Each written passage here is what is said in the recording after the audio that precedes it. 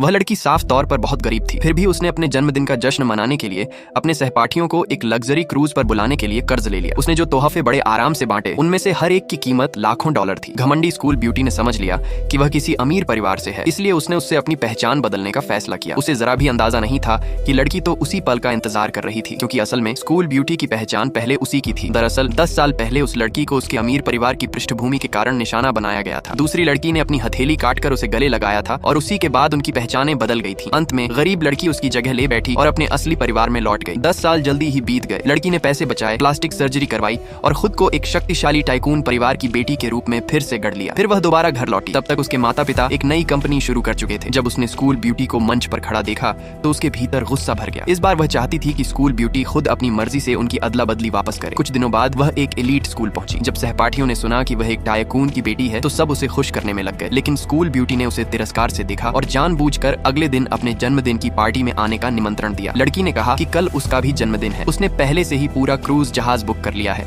और सभी के साथ तस्वीरें खिंचवाने के लिए मशहूर हस्तियों को भी बुलाया है। यह सुनते ही सभी सहपाठियों ने उसकी पार्टी में जाने का फैसला कर लिया। स्कूल ब्यूटी गुस्से में वहां से चली गई। लड़की ने कहा कि उसने उसके लिए एक घड़ी तोहफे में रखी है और समय हो तो जरूर आए। अगले दिन सहपाठी क्रूज पर पहुंचे और देखा कि वहां लजीज खाने की भरमार है। आज जबकि स्कूल ब्यूटी को सबका ध्यान मिलना चाहिए था, कोई भी उसकी तरफ नहीं देख रहा था। लड़की के सामने सब फीके पड़ गए। फिर लड़की ने बटलर से तोहफे लाने को कहा। महंगे तोहफे देखकर सबको स्कूल ब्यूटी से ईर्ष्या होने लगी, जबकि उसका परिवार भी अमीर था। फिर भी उसे कभी $1 लाख से महंगा तोहफा नहीं मिला था। कुछ ही देर बाद सहपाठी खाना खाकर धीरे धीरे चले गए। सबके जाते ही लड़की ने बटलर और नौकरानियों को उनकी मजदूरी दे दी। असल में वे सब अस्थायी कलाकार थे। यहाँ तक कि घड़ी भी किराए पर ली गई थी। फिर वह अपने जर्जर किराए के कमरे में लौट गई और घड़ी में लगे कैमरे से स्कूल ब्यूटी पर नजर रखने लगी। उधर उसके माता पिता उसका जन्मदिन सादे तरीके से मना रहे थे। जब स्कूल ब्यूटी ने वह साधारण केक देखा तो उसे क्रूज पर रखा 8 मंजिला केक याद आ गया। पहली बार उसे अपने मौजूदा जीवन से असंतोष हुआ और सब कुछ लड़की की योजना के अनुसार ही हो रहा था। अगले दिन लड़की स्कूल पहुंची। सहपाठी उसे नई स्कूल ब्यूटी कहकर सराहने लगे। यह सुनकर स्कूल ब्यूटी आग बबूला हो गई। उसे लगा